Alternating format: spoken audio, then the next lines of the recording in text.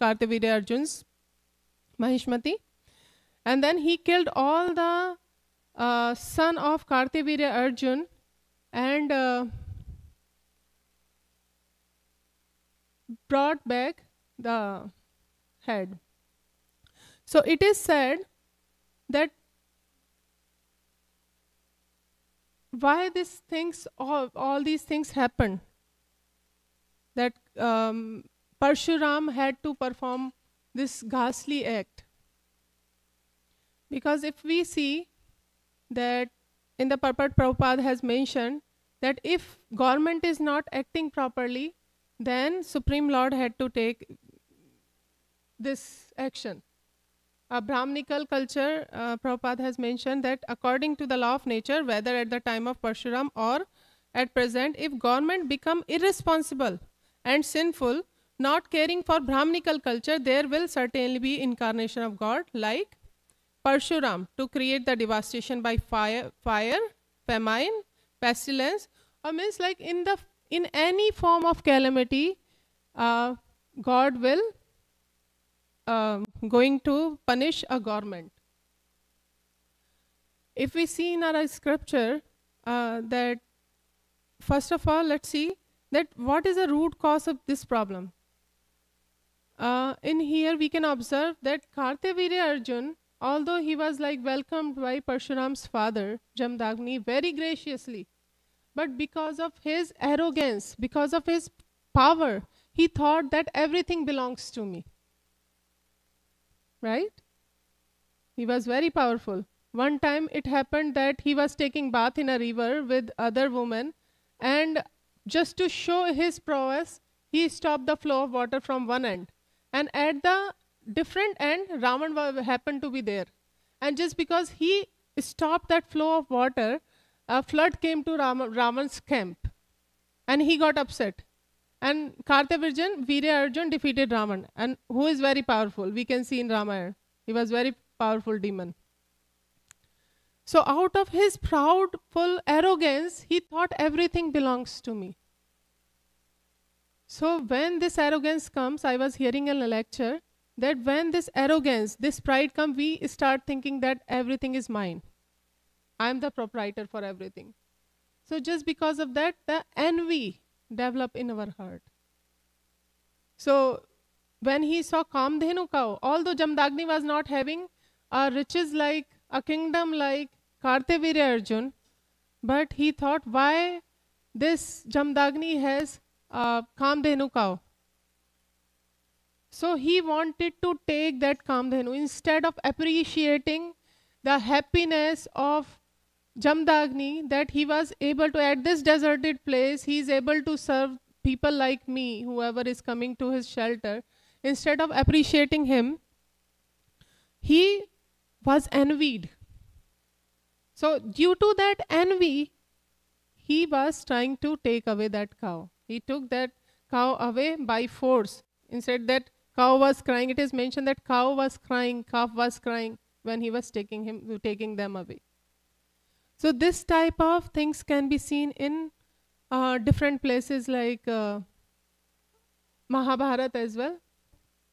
That although Duryodhan had everything, very nice father, very opulence, but after that he was very much envied with his brother Pandavas, who had the rightful right on that kingdom. He was not even ready to give them their rightful kingdom, because he wanted everything, the others' part as well.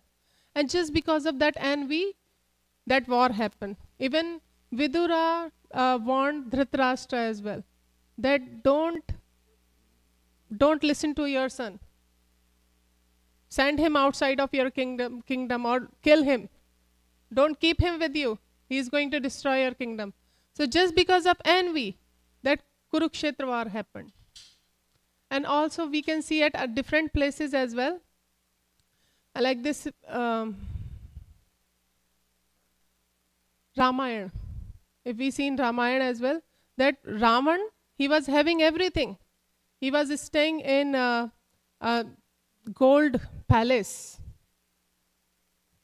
And he was very powerful. he was having so many heads, and he defeated all the demigod. Means everything he was having.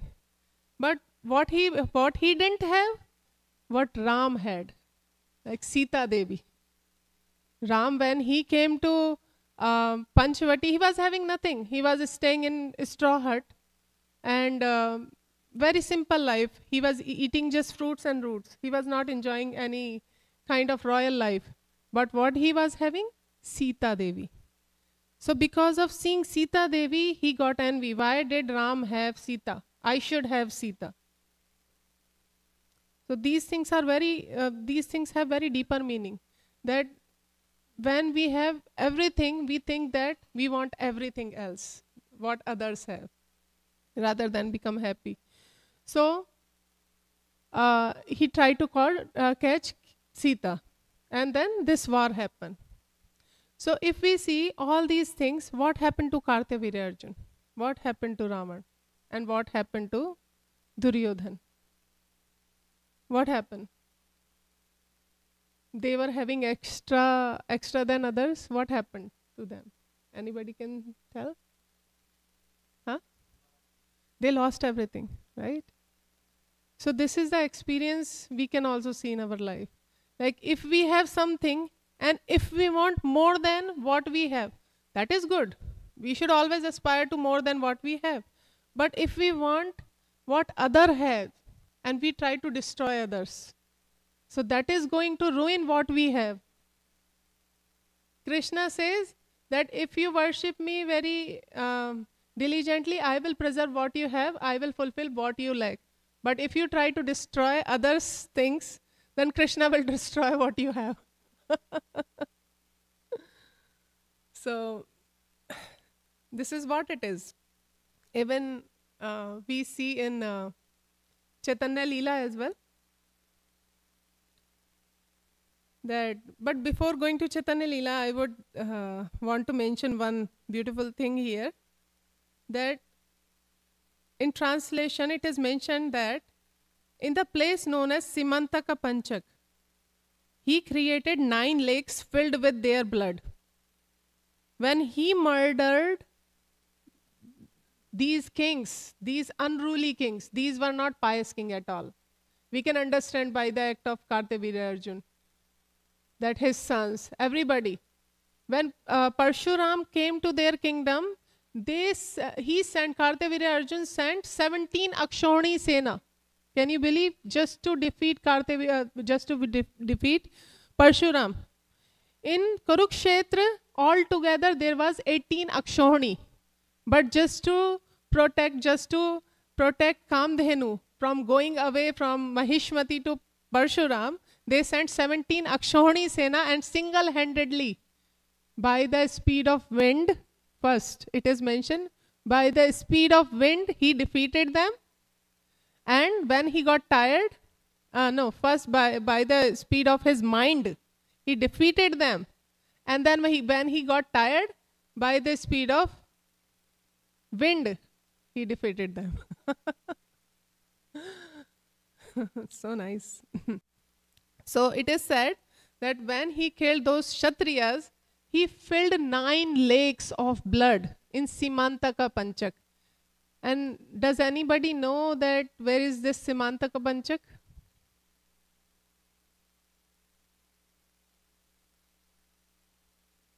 So Simantaka Panchak is in Kurukshetra. So it is said Kurukshetra is a place where Krishna met with gopis after a long time, when that eclipse happened. I think that was lunar eclipse, right? Or solar eclipse? Lunar? I forgot. So there was a big eclipse when everybody was like very terrified. So all the people from Mathura, Dwarka, from Kurus, means Pandava's side, Vrindavan, from everywhere else, they came together at Kurukshetra. See the parallels. Simantaka Panchak is a place where, means this Kurukshetra is a place that 9 lakes were filled with blood. of Kshatriyas, unruly Kshatriyas.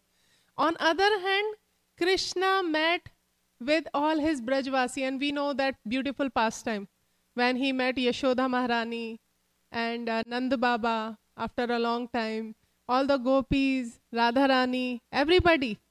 And these gopis, they convinced Krishna, they requested Krishna that he should come to Vrindavan in Kurukshetra. So it's just that place where this Rath Yatra, the mood of Rath Yatra started. At one place, 9 lakes of blood. On the other hand, Rath Yatra from that place has started. So Krishna is such a so he can perform such pastime. At same place he can choose for such a ghastly egg. At the other hand, such a place he can choose for his loving pastimes. So it is such a potential place. Even Dhritarashtra was worried when he heard that this war is going to happen in Kurukshetra. He got scared that what will happen to my son. Because he already knew that my son, they were very impious. They were like on the wrong side. Dharmkshetre, Kurukshetre, Samveta Yuyutsava, Mamaka Pandavascheva, Kim Akurvat Sanjaya. Then, moreover, this place is so potential that all these things were happening. And now this war will happen. So he was definite in his heart that this will happen. And what was the root cause? Prabhupada mentioned in his one of the lecture that the root cause of this material existence is the envy. The nature which cannot see, the human nature which cannot see other enjoying something better than others. These are not my words. Please don't take it like I'm not instructing anything. But these things I heard from the lecture. I should also learn all these things. So this envy is the root cause. Even we can see in Chaitanya Leela as well. Actually, Prabhupada always says that your ever well-wisher. Prabhupada, if you see Prabhupada's letter, he writes, your ever well-wisher. What do you mean by well-wisher? Well-wisher means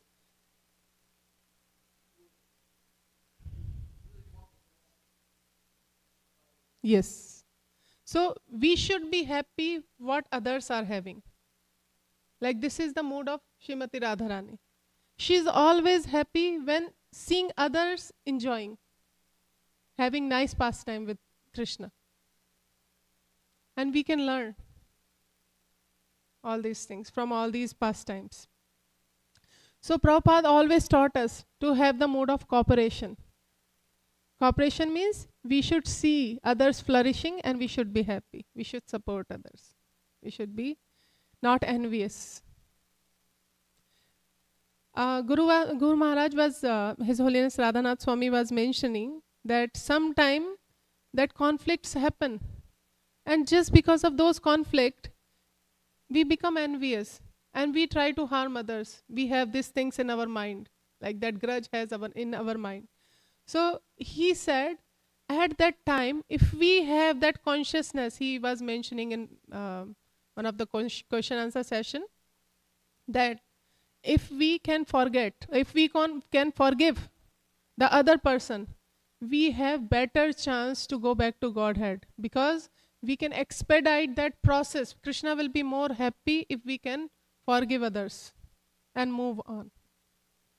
And that's Maharaj mentioned, Radhanath Swami mentioned, that if we get such situation in our life, we should not feel unfortunate. We should feel fortunate that Krishna is giving us chance to go more, speedingly towards him. So in Chaitanya Leela as well, we can see this envy that Srivas, everybody knows Srivas Thakur. Is there anyone who don't know about Srivas Thakur? Everybody knows about Srivas Thakur. So he was a great devotee of Lord. He was an incarnation of Narad Muni in that Chaitanya Leela. So they used to have kirtan in Srivasangam every night. And there was one Brahmana who was very educated in all Sanskrit verses, everything he was having, like he was very intelligent because Navdeep was meant for education. It was like Harvard University during that time. So everybody used to go there to get the education. So he was very educated. But he got that envy from Srivas Thakur. So he wanted to destroy him. So what he did, one night he kept tantric things, like some things which can show that you are doing some tantra mantra in front of Srivas Thakur's gate. Then in the morning when Srivas Thakur, early morning when Srivas Thakur opened the gate, he saw all these things and he started calling everyone, see that what I am doing in the dead of night. And everybody could not believe him because they knew that he is a Vaishnava. And they also helped him removing that stuff. But what happened to Srivas Gopal Chappal? Was he able to preserve what he had? That Brahmanical culture and that education. He could have got much more if he could have served Srivas Thakur. But he lost it. How? Because Chaitanya Mahaprabhu, he got upset with Gopal Chappal. Thank you, Abhay Prabhu, for encouraging. So that Gopal Chappal, he got 3rd degree, means like the last stage of leprosy. And in that, the blood was oozing from his body, pus was oozing, a lot of germs and insects were crawling on his body, they were eating up his body. He was like totally in ghastly situation. He was not able to tolerate it. He went to Chaitanya Mahaprabhu, he asked for forgiveness. He said that please, I know you are Lord. Please revive my body. Please get me rid of this pain, from this disease. But Chaitanya Mahaprabhu said no. You have to suffer for 10 million births. Like that. This is the biggest thing. Means at one point he was having everything. On the other hand, now he is suffering. Then Chaitanya Mahaprabhu took sannyas. He went to South India. And then he got little delayed in getting permission to go to Vrindavan. He wanted to go to Vrindavan since the very beginning. But just because of Mother Shachi, he agreed to take sannyas he agreed to stay in Jagannath Puri, because Jagannath Puri and Mayapur are very close. You can go and at least his news could come to Navdeep and she could understand that he is okay. So just because of his mother, he was staying in Jagannath Puri. He took a tour of South India, different places, because he wanted to look for his brother, Vishwarup, who left home long time back because his parents wanted to get him married. So that is a different story. So his long-lasting desire was to go to Vrindavan. And devotees were not agreed to send him to Vrindavan because they knew that if he go to Vrindavan, he will not come back. So they were scared. So finally he got permission from each and every devotee. But while going to Vrindavan, there was a route. He came to Kulia. Kulia is near to Navdeep, where that Gopal Chappal was staying. In that long duration of time, that Gopal Chappal understood that what wrong he has done, what needed to be asked for. Then when Chaitanya Mahaprabhu met Gopal Chappal, then he asked forgiveness and he asked for service. He wanted to serve him instead of asking, please cure me, do this and that. Then he said, until you ask for forgiveness from Srivas Thakur, then I'm not going to give you anything. Then he went to Srivas Thakur. And it is said, I was hearing, that Srivas Thakur was in anxiety. What kind of anxiety? Like Amrish Maharaj was having for Durvasa Muni. Because Durvasa Muni was suffering because he sent that fiery demon to Amrish Maharaj, and just because of that, this Sudarshan Chakra was chasing Durvasa Muni for 1 year. So he was in anxiety. He was standing on the door to look for when Durvasa Muni would come back. In the similar way, Srivas Thakur was like conscious for Gopal Chapal. So as soon as Gopal Chapal went to Srivas Thakur, he forgave him. So by forgiving Gopal, by that, getting that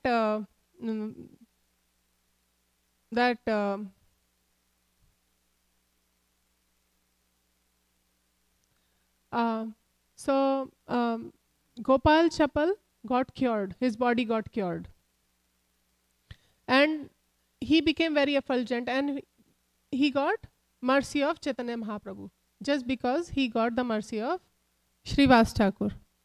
So that is how the mercy of devotee is very important in our life. So it is mentioned like in this verse, as Parshuram came to got this earth rid of these unruly kings by killing them. In the similar way, Chaitanya Mahaprabhu came to cure all the diseased person. He never killed a diseased person. He killed the disease, not the diseased person.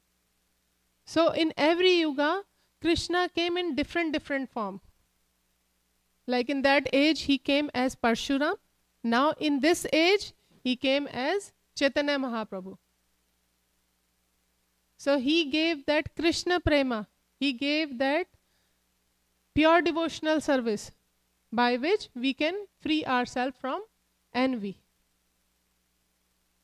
And we can go back to Godhead.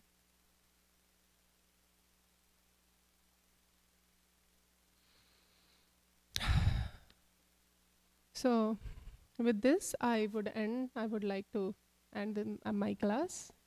So if anybody has any comment, please, and correction. Hare Krishna. Wonderful class, Mataji. Thank you so very much. Thank you. I was really appreciating your point of envy and forgiveness, these total, almost opposite, you know. And I was thinking about myself in, why am I not so eager to get the mercy of the devotees? And I was thinking about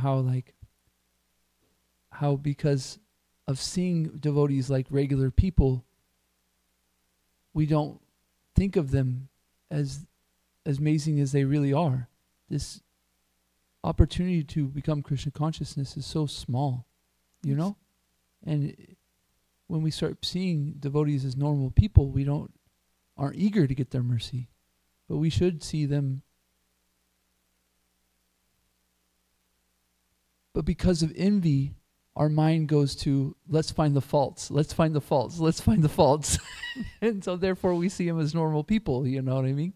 As a matter of fact, it eclipses the fact that all of these good qualities that devotees have, that we're willing to like go and find, oh, that person has this bad quality. And so it just really is so destructive, as you're saying in this class of our Krishna consciousness. It's so destructive. It takes away our love of Krishna.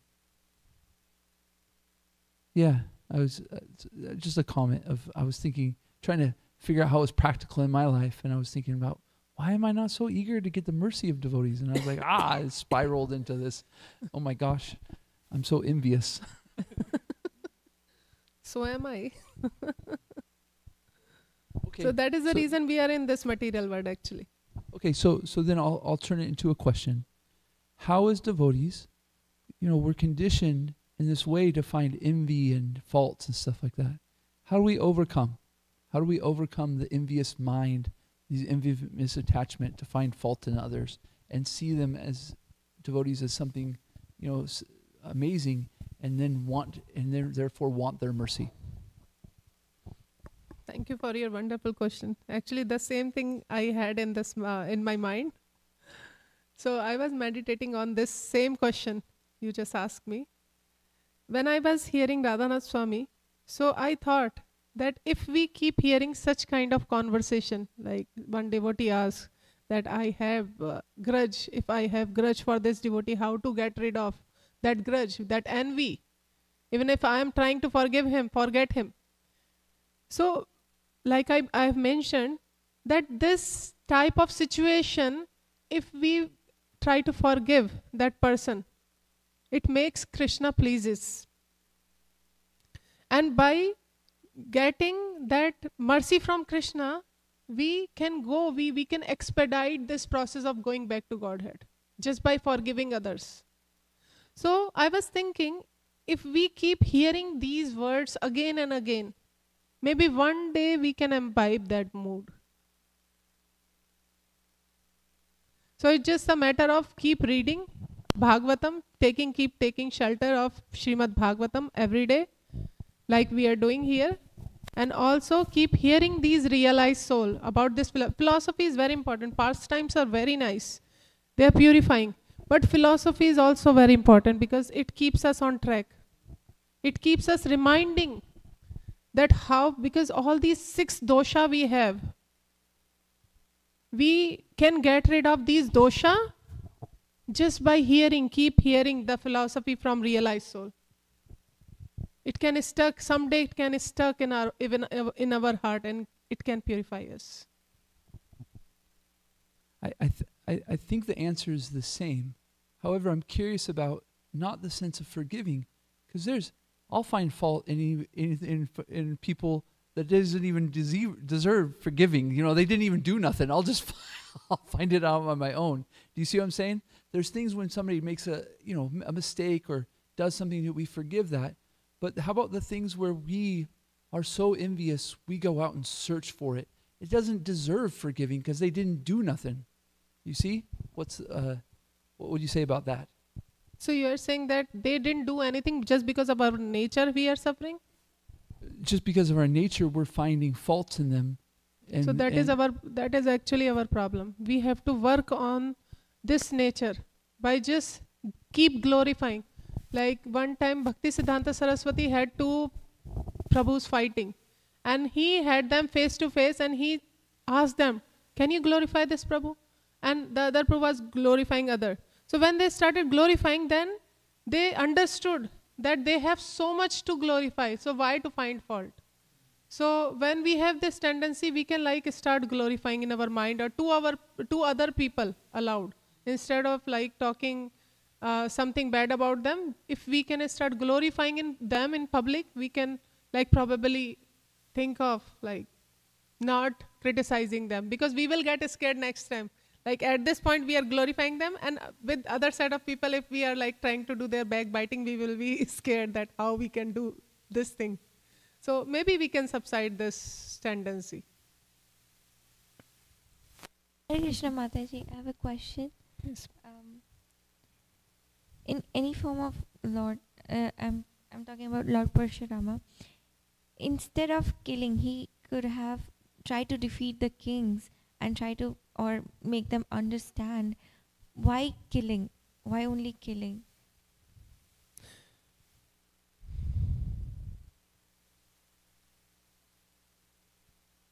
Actually, his father also said, maybe Gokulananda Prabhu can say much more on that. His father already told him when he killed Kartavirya Arjun that it is not the duty of Brahmana to kill. It is a duty of Brahmana to forgive others. And that way we can maintain the society. But those kings, like King Vena, have you ever heard about King Vena? So King Vena was such an unruly king that in his kingdom, even the thieves were very scared. They were hiding. That if he will catch us, he will kill us. They were very scared. Thieves are the people who can kill you as well, right? For the sake of money, they can kill you with a knife or with anything else, and they can get your money, they can plunder you. But they were scared of King Vena. And he was not listening to Brahmanas. He was totally against all the rules and regulation. So the only solution was to kill him. Otherwise, he would have ruined entire kingdom and entire people, citizens. So in this case also, this Kartavirya Arjun, he was very powerful. And his 10,000 sons, they were also very powerful. So if they were not killed at that time, because that time those Kshatriyas were very bad, very unruly. So if they were not checked at that moment, even Kalki would come to kill the people, to kill the miscreant. It is not mentioned Kalki would come to preach them. it is mentioned that Kalki would come to kill them. So sometime killing is very much required. Even in the case of Mahabharat, Krishna with half heart, he went to Kurus, Hastinapur. He said, because I don't want that blemish to come on my name that I wanted war. So just to take this chance, I am going there as a peacemaker. But in his heart, in his planning, he has already decided that war should happen, because these unruly people should be killed. So those are the things which is very much required and decided by God. Kamsa was killed, right? He was not, but Lord Chaitanya came for different reason. When he was about to kill Jagai and Madhai, then Lord Nityananda holded his feet. That Lord, this will change your purpose of coming. You are killing. You are not here to kill. You are here to cure. Cure the diseased person, not to kill that person. So this is like at different time, something is required. So that is the reason they come and do this thing. That answers the question. Thank you so much, Mataji. Prabhuji, if you want to say something more on this. I'd like to add also that you mentioned, why didn't he correct them, right? Well, in a correcting of somebody, there's two parties, right? There's the corrector and the corrected. And if the corrected doesn't want to get corrected, then the corrector can't do anything. Mm. So he could understand that they didn't want to be corrected. And so because they were causing so much trouble for everyone else, get rid of them. Thank you, Nandabraj Prabhu. That is a nice point. Hare Krishna. Very nice class, Mataji. And nice Thank you so questions, much. by the way. So, you and Nandabraj Prabhu probably answered most of it. I would like to just add a little. In my understanding, just like when we are diseased, the disease is not severe, then the medication can help. But when medication also doesn't help, so finally the case has to be referred to a surgeon. So Krishna is the most expert surgeon. When nothing else, like Guru, Sadhu, Shastra, the help is offered through all of these good things. When that is rejected, then the last resort is to just do the surgery. Like Narasimhadev, he performed the surgery, heart surgery. So, as Mataji said, Ishwari Kumari Mataji said, in different ages there are different incarnations. And as Krishna says in Bhagavad Gita, Yada Yada Dharmasya Glanir Bhavati Bharata Abhyuthanam Tadatmanam Sraja Paritranaya Sadhunam and Vinashaya Cha Dushkritam. That is the most important thing. Vinashaya Cha Dushkritam. So that is one of the mission of the Lord. But in Kali Yuga, practically each one of us is demonic. So if he had to resort to killing, then practically entire race had to be wiped out. So that's the reason, as she said, the disease has to be cured. It's not that in other ages he is not addressing the disease.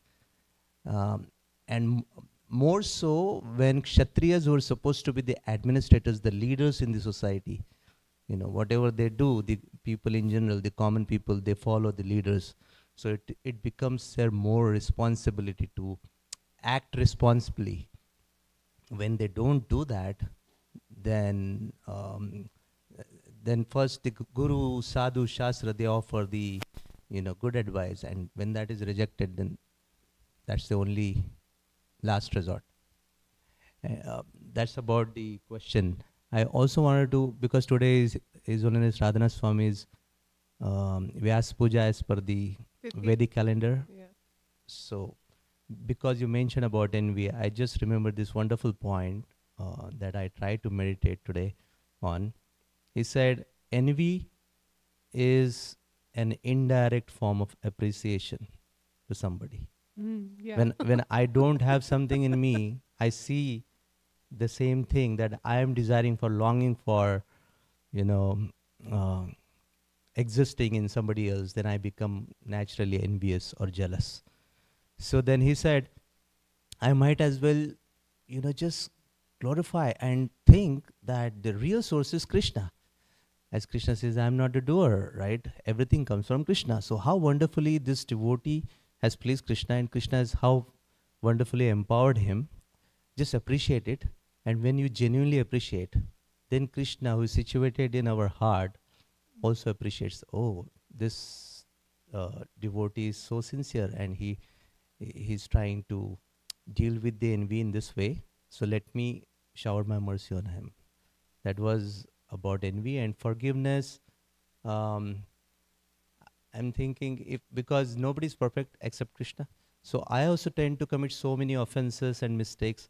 If I commit those mistakes and offenses, I expect to be forgiven by my Guru and Krishna. Then same thing holds for others as well. So that's what I should meditate on. And if anything bad, so to say, happens to me, I should be willing to forgive that person. But one thing I would like to add, thank you so much, Prabhuji, for such a nice clarification.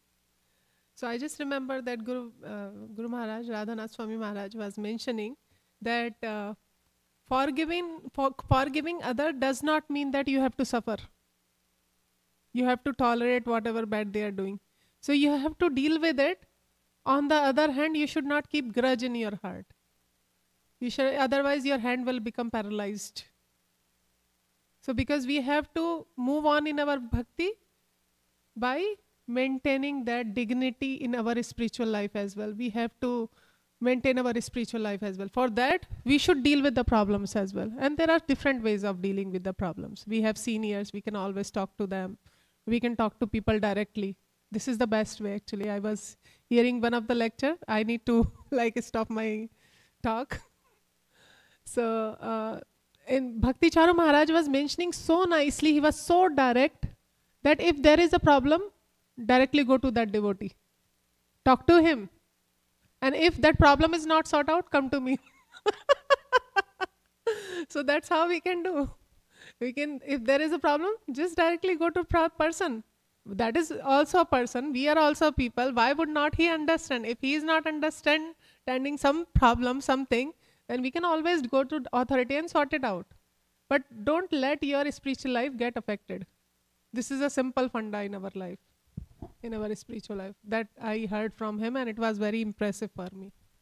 In this context, also I remember one wonderful sentence, or that was the theme of one whole Sunday Feast class.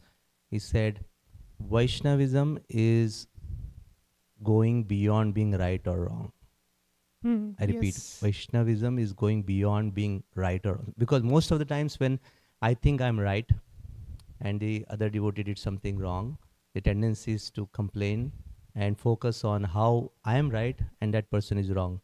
But if we contemplate on this particular teaching that even if I'm right, just bow down before that devotee. That is Vaishnavism. And Radhanath Swami mentioned that everybody is a pure devotee of Krishna. And just because of conditioning, they are covered. So he mentioned that if we see in such a way, then we can bow down even who is at the wrong end. Very nice and inspiring. Thank you so much, Prabhuji. Okay, thank you so much, everyone. Shrimad Bhagavatam की जय, शिला प्रभुपाद की जय, वांछा कल्पतरुभ्यश्च कृपा सिंधुभ्यश्च पतितानां पावनेभ्यो वैष्णवेभ्यो नमो नमः, अनंत कोटि वैष्णव वृंद की जय।